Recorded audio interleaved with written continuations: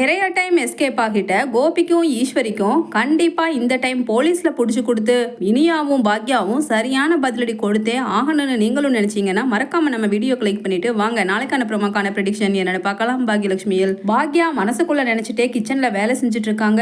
எப்படியோ ஆகாஷ் ஆண்டவன் புண்ணியத்துல இந்த அளவுக்கு ரெடியாகி வீட்டுக்கு டிஸ்சார்ஜ் ஆகி வந்துட்டான். இனிமேல் எந்த பிரச்சனையும் இல்லை. இனியாவும் சத்தியம் பண்ணி கொடுத்துட்டா, ஆகாஷும் சத்தியம் பண்ணி கொடுத்துட்டான். அதனால எப்படியோ இந்த பிரச்சனை முடிஞ்சு ரெண்டு பேருமே அவங்க ஸ்டடீஸ்ல இனிமேல் கான்சென்ட்ரேட் பண்ணுவாங்க. அப்பா இனிமேல் நம்ம ரெஸ்டாரண்ட் வேலையை நிம்மதியா பார்க்கலாம் அப்படின்னு அங்க நினைச்சுக்கிட்டு இருக்கிற பாக்யாவுக்கு அப்போதைக்கு தெரியல, இன்னும் கொஞ்ச நேரத்துல தலையில இடி விழுகிற மாதிரி நியூஸை ஈஸ்வரி சொல்லுவாங்கன்னு. காலேஜுக்கு கிளம்பி போறதுக்காக இனியா அன்னைக்கு காலையில தன்னோட ரூம்ல இருந்து ரெடியாகி பேக்கை எடுத்து போட்டுட்டு வெளியில வர்றாங்க. அப்ப ஈஸ்வரி சொல்றாங்க, ஏய் இனியா எங்க போற அப்படின்னு கேக்குறாங்க.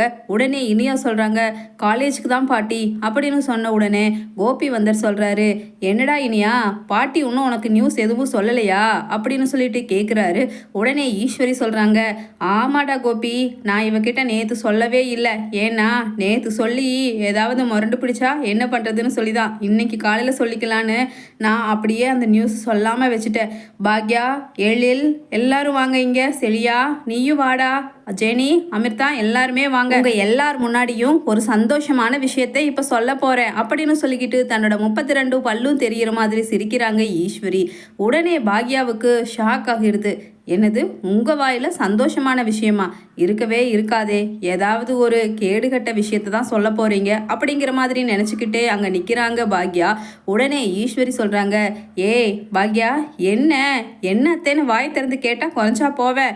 பரவாயில்ல, நீ கேட்காட்டியும் நான் சொல்கிறேன்.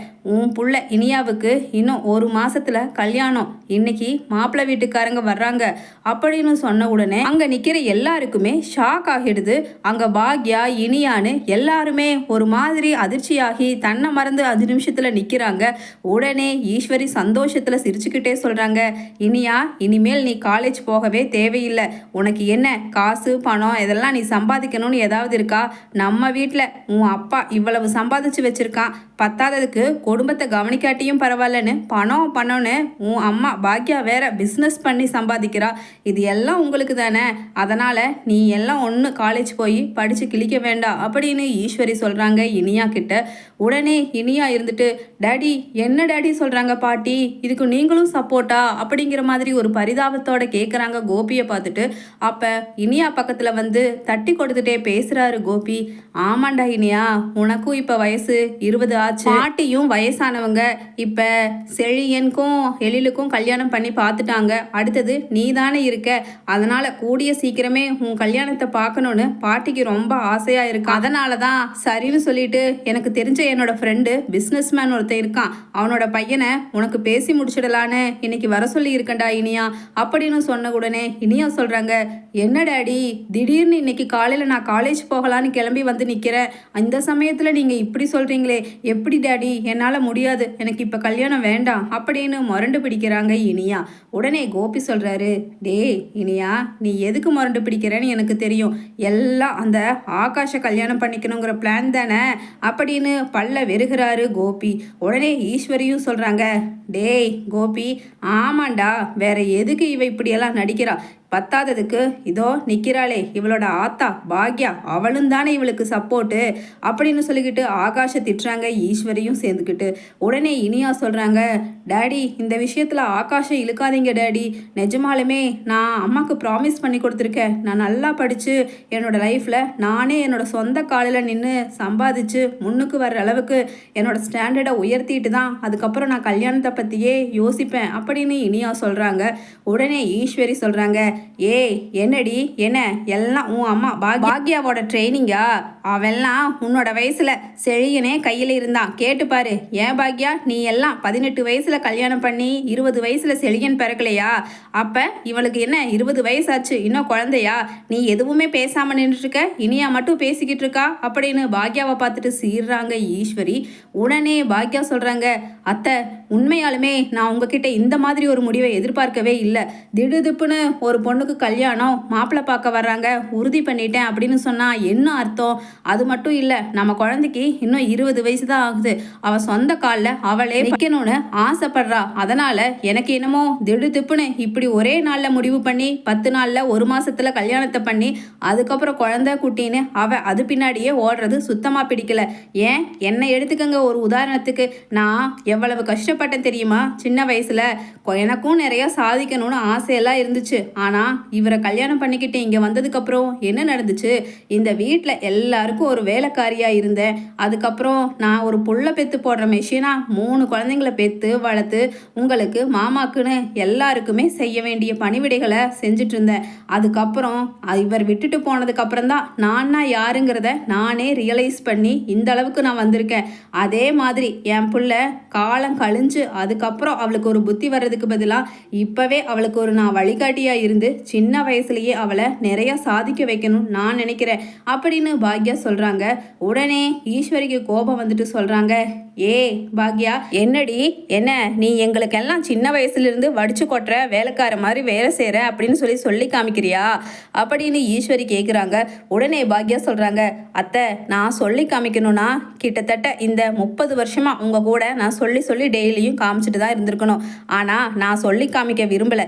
இப்போ நான் எதுக்காக அந்த விஷயத்த சொல்கிறேன்னா, என் பிள்ளையும் என்ன மாதிரி கஷ்டப்படக்கூடாதுங்கிறதுக்காகத்தான் இனியாவுக்காக அப்படி சொல்கிறேன் அப்படின்னு சொன்ன உடனே கோபி திரும்பி திட்டுறாரு பாக்யாவை. ஏய் பாக்யா, இப்போ நீயும் இனியாவும் ஒன்றா? அப்படியெல்லாம் கிடையவே கிடையாது. இப்போ இனியாவுக்கு பார்த்துருக்கிற மாப்பிள்ள பெரிய பிஸ்னஸ்மேன். அங்கே போய் இனியா எல்லாம் ஒரு வேலையும் வீட்டு வேலை செய்யணும்னு கிடையாது. திரும்பின பக்கம் எல்லாம் வேலை செய்யறதுக்கு அவங்களுக்கு சர்வெண்ட் இருக்காங்க பாக்யா.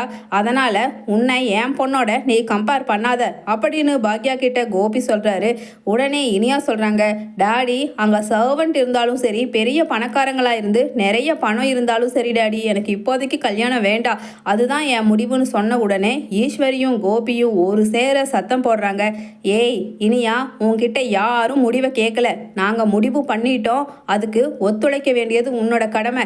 இல்லைன்னா அதுக்கப்புறம் நடக்கிறதே வேற அப்படின்னு சொல்லிக்கிட்டு 2 பேருமே மிரட்டங்காட்டி இனியா என்ன பண்ணுறதுன்னு தெரியாமல் அழுதுகிட்டே ரூம்குள்ளே ஓடிடுறாங்க. உடனே பாக்யாவும் சொல்கிறாங்க, என்ன பேசுகிறீங்க 2 பேரும்? எனக்கு இதில் ஒரு துளி கூட விருப்பமே இல்லை. நான் உறுதியாக சொல்கிறேன், நீங்கள் எப்படி இனியாவோட கல்யாணத்தை, அதுதான் உங்கள் ஃப்ரெண்டோட பையனை பார்த்துருக்கீங்கல்ல, எப்படி கல்யாணம் பண்ணி கொடுக்குறீங்கன்னு பார்க்குறேன் அப்படின்னு சொன்ன உடனே ஈஸ்வரி சொல்கிறாங்க, ஏய் பாக்யா, என்ன நீயே இந்த கல்யாணத்தை நிறுத்திடுவ போல? அதெல்லாம் உன்னால் ஒன்றும் கிழிக்க முடியாது. பார்க்கலாம், நாங்கள் இனியாவுக்கு கல்யாணத்தை இந்த 1 மாதத்தில் இன்னைக்கு வரக்கூடிய அதே பையனோட நடத்தி தான் காமிக்க போகிறோம். அது மட்டும் இல்லை, அப்படி கல்யாணம் பண்ணி வச்சா நம்ம குடும்பத்தோட மான மரியாதை இன்னும் எங்கேயோ ஒரு படி உயர்ந்து போயிடும். ஏன்னா அப்படிப்பட்ட சம்பந்தம் இது அப்படின்னு சொல்கிறாங்க ஈஸ்வரி. உடனே பாக்யா சொல்கிறாங்க, அதை பற்றி எல்லாம் எனக்கு கவலை இல்லை. அவள் என் பொண்ணு நல்லா படிக்கணும், அவள் சொந்த காலில் நிற்கணும். அதுக்காக யாரை வேணுனாலும் நான் எதிர்த்துக்கிறதுக்கு தயாராக தான் இருக்கேன். பார்க்கலாம் நீங்களும் எப்படி தான் மாப்பிள்ளை வீட்டுக்காரங்களை வர சொல்லி முடிவு பண்ணுறீங்கன்னு அப்படின்னு சொல்லிக்கிட்டு மேலே இருக்கிற ரூமுக்கு அழுதுகிட்டே ஓடுனேன். இனியாவுக்கு பின்னாடியே போய் பாக்யா ஆறுதல் சொல்கிறாங்க. இனியா, நான் சொல்கிறேன், உன் அம்மா சொல்கிறேன், உறுதியாக சொல்கிறேன், கண்டிப்பாக இந்த மாப்பிள்ளைக்கும் உனக்கும் கல்யாணம் நடக்காது. ஆனால் கண்டிப்பாக நீ நல்லா படித்து நான் எதிர்பார்க்குற மாதிரி ஒரு நல்ல நிலைமைக்கு வரணும். அதுக்கப்புறம் தான் ஆகாஷும் அவனும் படித்து அவனும் ஒரு நல்ல நிலைமைக்கு வந்தால் அவனுக்கே உன்னை கல்யாணம் பண்ணி கொடுக்கலான்னு ஒரு முடிவு எடுத்தாலும் எடுப்பேன். அந்த சமயத்தில் என் மனசுக்கு என்ன தோணுதோ அதை நேர்மையாக செய்வேன். அதனால் நீ பயப்படாமல் உறுதியாக உன் முடிவை மாப்பிள்ளை வீட்டுக்காரங்க முன்னாடி சொல்லிடு, நான் பார்த்துக்கிறேன் மற்றதை அப்படின்னு பாக்யா சொல்கிறாங்க. அங்கே ஹாலில் நிற்கிற ஈஸ்வரி பரபரப்போட அமிர்தா கிட்டையும் ஜெனி கிட்டையும் சொல்கிறாங்க, ஏய் ஜெனி, என்ன அமிர்தா நின்றுட்டு வேடிக்கை பார்த்துட்டு இருக்கீங்க? சீக்கிரமாக போய் இனியாவை ரெடி பண்ணுற வேலையை பாருங்க. அதே சமயம் அந்த வெத்தலை பாக்கு தட்டு எல்லாம் மாத்திரக்கு ரெடியாக போய் பாக்யாவை எடுத்து வைக்க சொல்லிருங்க அப்படின்னு சொல்கிறாங்க ஈஸ்வரி. உடனே ஜெனியும் அமிர்தாவும் இனியா ரூம் கதவை தட்டிட்டு உள்ளே வர்றாங்க. அப்போ பாக்யா கிட்ட சொல்கிறாங்க, அங்குளும் ஈஸ்வரி பாட்டியும் ஒரு முடிவு உறுதியாக எடுத்துட்டாங்க போல. ஏன்னா ரொம்ப தடபுடலாம் எல்லாம் பண்ணணும்னு கீழே அங்கிள் ஸ்வீட்ஸ் எல்லாம் வாங்குறதுக்காக வெளியில் போயிருக்காரு. உங்களை தட்டில் பழம் வெத்தலை பாக்கு அதெல்லாம் எடுத்து ரெடியாக அரேஞ்ச் பண்ணி வைக்க சொன்னாங்க பாட்டி. எங்கள் 2 பேர்த்தையும் இனியாவை மேக்கப் பண்ணி அழைச்சி ரெடியாக இருக்க சொன்னாங்க. இன்னொரு 1 ஹவரில் மாப்பிள்ளை வீட்டுக்காரங்க வந்துடுவாங்களாம் அப்படின்னு ஜெனி சொல்கிறாங்க. உடனே பாக்யா சொல்கிறாங்க, சரி ஜெனி, நீங்கள் உங்களுக்கு கொடுத்த வேலையை பாருங்கள். ஆனால் இந்த கல்யாணம் நடக்காது, அது மட்டும் உறுதி. இனியா, நீ தைரியமாக இரு. மாப்பிள்ளை வீட்டுக்காரங்க முன்னாடி நான் கேட்குற கேள்வியில் மாப்பிள்ளை வீட்டுக்காரங்க தன்னால் ஓடிட போகிறாங்க. அதனால் பயப்படாம நீ அன்னிங்க மேக்கப் பண்ணி விட்டாங்கன்னா பண்ணிக்கிட்டு கீழே வா அப்படின்னு சொல்கிறாங்க பாக்யா. உடனே இனியாவும் சரிம்மா அப்படின்னு சொல்லிக்கிட்டு ஜெனி கிட்டையும் அமிர்தா கிட்டையும் சொல்கிறாங்க, அண்ணி என்னை கொஞ்ச நேரம் ஃப்ரீயாக விடுங்க தனியாக. நானே என்னோடய ட்ரெஸ்ஸு மேக்கப்பு எல்லா வேலையும் நான் பார்த்துக்கிறேன். உங்களுக்கு எதுக்கு சிரமம், நான் பண்ணிட்டு வந்துடுறேன் கீழே. நீங்கள் போங்க, என்னை கொஞ்ச நேரம் ஃப்ரீயாக விடுங்க ப்ளீஸ் அப்படின்னு அழுகிறாங்க இனியா. உடனே அமிர்தாவும், ஜெனி விட்டுருங்க, அவளே கொஞ்ச நேரம் ஃப்ரீயாக இருக்கணும்னு சொன்னால, சரி வாங்க நாம் போகலாம் அப்படின்னு சொல்லிக்கிட்டு அவங்க 2 பேரும் இனியா ரூமில் இருந்து கிளம்பி வெளியில் போயிடுறாங்க. அதுக்கப்புறம் இனியாவுக்கு மனசே கேட்க மாட்டேங்குது. ஏன்னா எப்படியாவது டேடி ஒரு காரியத்தை நடத்தணும்னு நினச்சா கண்டிப்பாக நடத்திடுவார். பத்தாததுக்கு இங்கே பாட்டியும் ரொம்பவுமே உற்சாகத்தோட டேடிக்கு சப்போர்ட்டாக இருக்காங்க. இது எல்லாமே ஆகாஷை பழி வாங்கிறதுக்காகவும் ஆகாஷ் கூட நம்ம பேசி மறுபடியும் ஆகாஷுக்கும் நமக்கும் மறுபடியும் லவ் வந்துடுச்சுன்னா அவனை தான் கல்யாணம் பண்ணுவோன்னு அவங்க நினச்சிக்குவாங்க. அதுக்காகத்தான் இப்படியெல்லாம் அவசர கல்யாணம் பண்ணுறாங்க. ஆனால் இதை காரணம் காட்டி என்னோடய ஸ்டடீஸை நான் விடுறதாவே இல்லை அப்படின்னு மனசுக்குள்ளே உறுதியாக முடிவு எடுத்துட்ட இனியா டக்குன்னு ஃபோனை எடுக்கிறாங்க. ஃபோனை எடுத்து அங்கே இருக்கிற கண்ட்ரோல் ரூமுக்கு ஃபோன் பண்ணுறாங்க. அப்போ இனியா சொல்கிறாங்க, கண்ட்ரோல் ரூமுக்கு ஃபோன் பண்ணி, என் பேர் இனியா, இங்கே என் வீடு இந்த அட்ரஸில் இருக்குது. எனக்கு என் பாட்டியும் என் அப்பாவும் கட்டாய கல்யாணம் பண்ணி வைக்க பார்க்குறாங்க. தயவு செஞ்சு வந்து என்னை காப்பாற்றுங்க அப்படின்னு சொன்ன உடனே அங்கே இருக்கிற போலீஸ்காரங்க அட்ரஸை நோட் பண்ணிக்கிட்டு, இன்னொரு ½ அங்கே ஸ்டேஷனில் இருக்கிற எஸ்ஐ வந்துடுவாங்கம்மா, நீங்கள் பயப்படாதீங்க அப்படின்னு ஆறுதல் சொல்லிடுறாங்க. அதுக்குள்ளே கீழே ஈஸ்வரி சத்தம் போடுறாங்க, ஏய் இனியா வாடி, மாப்பிள்ளை வீட்டுக்காரங்க வந்துட்டாங்க, பாக்யா வா எல்லாருக்கும் காஃபி எடுத்து கொடு அப்படின்னு சொல்லிட்டு சொல்கிறாங்க. பரபரப்போட அங்கே ஹாலில் உட்காந்துட்டு பாக்யாவும் தான் கையால் போட்ட காஃபியை இனியா கிட்ட கொடுத்து எல்லாருக்குமே கொடுக்க சொல்லிடுறாங்க. இனியா கதவவே பார்த்துட்ருக்காங்க, போலீஸ்காரங்க வர்றாங்களான்னு.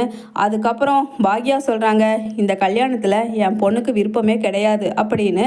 உடனே மாப்பிள்ளை வீட்டுக்காரங்க சொல்கிறாங்க, எல்லாத்தையும் கோபிநாத் சொன்னாருமா, எல்லாம் இருக்கிறது தான், போக போக சரியாயிடும்னு சொல்லிட்டு அவங்க கோபிக்கே சப்போர்ட் பண்ணுற மாதிரி பேசுகிறாங்க. உடனே பாக்யா நினைக்கிறாங்க, என்ன இவனுங்க இப்படி ஓப்பனாக சொல்லிட்டோம், நம்ம பொண்ணுக்கு கல்யாணம் பண்ணுற ஐடியாவே இல்லை, அவளுக்கு இப்போ கல்யாணம் ஆசையே கிடையாதுன்னு. அதுக்கப்புறமும் கோபிநாத் சொல்லிட்டாருன்னு என்ன இவரவே தூக்கி வச்சுட்டு பேசுகிறாங்க. இனிமேல் இவங்க கிட்ட பேசி பயனே இல்லை அப்படிங்கிற மாதிரி நினச்சி முகத்தில் ஒரு சோகத்தோட நின்றுட்டு இருக்காங்க. திடீர்னு அங்கே போலீஸ் ஸ்டேஷனில் இருந்து 2 கான்ஸ்டபிள் 2 எஸ்ஐன்னு வந்து அங்கே வீட்டுக்கு முன்னாடி வேகமாக உள்ளே வர்றாங்க. உடனே அதை பார்த்துட்ட இனியாவுக்கு மனசுக்கு ரொம்ப சந்தோஷமாகுது. எப்படியோ இனிமேல் இந்த நிச்சயதார்த்தம் கல்யாணம் எல்லாமே ஸ்டாப் ஆகிடும் அப்படிங்கிற சந்தோஷத்தில் பெருமூச்சு விடுற இனியா கிட்ட போலீஸ்காரங்க கேட்குறாங்க, ஏம்மா இங்கே யார் இனியா கோபிநாத், இங்கே ஃபோன் பண்ணியிருந்தீங்களே உங்கள் பாட்டி ஈஸ்வரி ரொம்பவுமே அதிக பிரசங்கித்தனமாக பேசி உங்களுக்கு கல்யாணம் பண்ணி வைக்க பார்க்குறாங்கன்னு. யாருமா இனியா, யார் அந்த ஈஸ்வரி அப்படின்னு கேட்ட உடனே இனியா சொல்கிறாங்க, இதோ இங்கே நிற்கிறாங்களே பெரிய மனுஷி, இவங்க தான் சார், இவங்களை முதல்ல அரெஸ்ட் பண்ணுங்க. இவங்க தான் எங்கள் அப்பாவுக்கும் சொல்லி கொடுத்து எனக்கு கட்டாய கல்யாணம் பண்ணி வைக்க பார்க்குறாங்க அப்படின்னு சொன்ன உடனே போலீஸ்காரங்க ஈஸ்வரியை லத்தியால் 2 அடி அடித்து, என்னம்மா உனக்கு இந்த காலத்தில் ஒரு பொண்ணை கட்டாயப்படுத்தி கல்யாணம் பண்ணினா என்ன தண்டனை கிடைக்கும்னு தெரியுமா, நட ஸ்டேஷனுக்கு. மிஸ்டர் கோபிநாத் நீங்களும் தானே இதுக்கு உடந்த, நடங்க ஸ்டேஷனுக்கு. அம்மா இனியா இதில் ஒரு கையெழுத்து போடு அப்படின்னு சொல்லிட்டு அவங்க கொண்டு வந்த லெட்டர் பேடில் சைன் வாங்கிக்கிறாங்க.